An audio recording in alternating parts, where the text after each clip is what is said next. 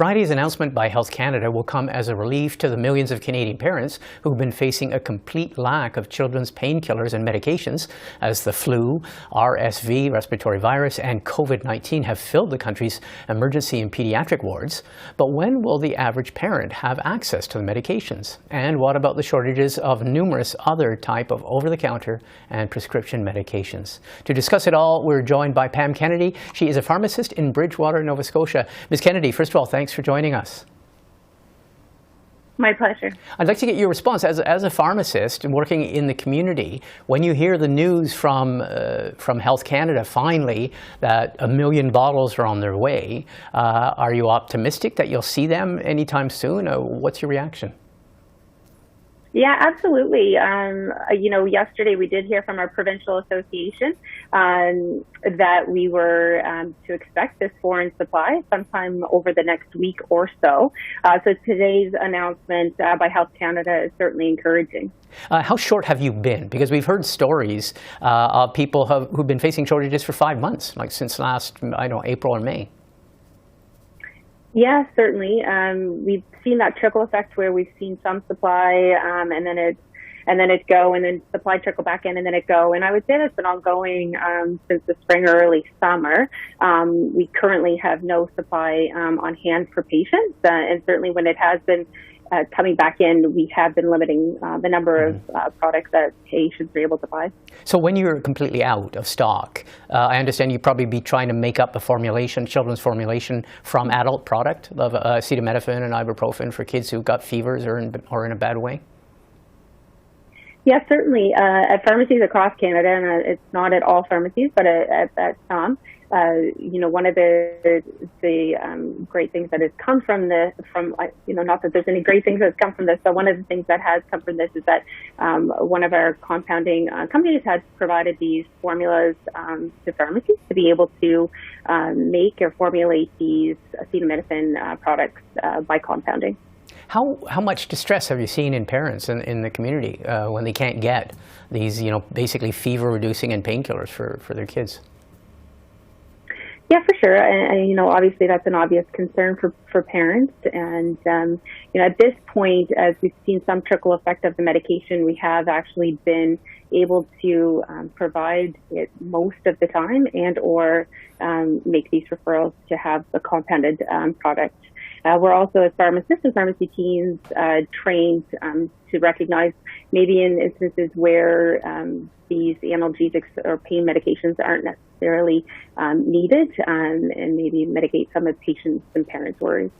We have been told, because I'm not a pharmacist, and truth be told, I don't have any children, but we've been told that there's a lot of other products, including products for children, but a whole wide range of other pharmaceutical products that are in shortage. Can you go through what you've been facing? Yeah, for sure. Well, drug shortages are certainly not new to us in community pharmacy. We see a wide range of products regularly that we kind of come and go. Currently, I would say one of the areas or one of the product lines that we're seeing a lot of difficulty in is ophthalmic or eye products. So I'm drops and solutions that we would normally have to use after cataract surgeries or to be used for glaucoma. We're having great difficulty acquiring a number of those, and so working with our ophthalmologists locally to try to find alternatives for patients. One of the other ones being impacted by this increase in respiratory illness in children is oral suspensions for amoxicillin, which we often see being used to treat common childhood illness, and that in from some manufacturers isn't showing a return to supply until early 2023. When you hear about those kind of shortages of, and you say some of them are because of the increased demand, but there's also these rotating shortages of certain pharmaceutical products, supply chains, everyone points to that term. What's your message to governments? What's your message to the people who have some sort of responsibility for this? What can be done as opposed to facing all these sporadic shortages of vital medications? Yeah, certainly. I mean, there's a lot of things that go into, in my understanding, some of these drug shortages. It can be the result of an increase in demand, which Obviously, it is what we've seen here with the increased demand for acetaminophen or Tylenol. It can be a result of the manufacturer disruption. So there's lots of things certainly that do come into play.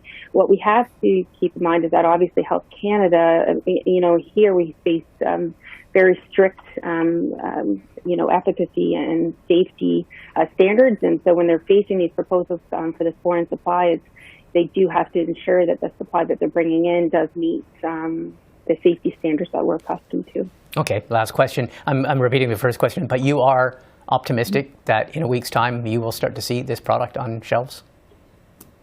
Yeah, we certainly hope that what Health Canada is saying today is definitely what is going to happen, and certainly the direction that we received from our Provincial Pharmacy Association yesterday is that we do anticipate seeing these in the next week or two, which should hopefully help mitigate some of the shortages that we've been seeing.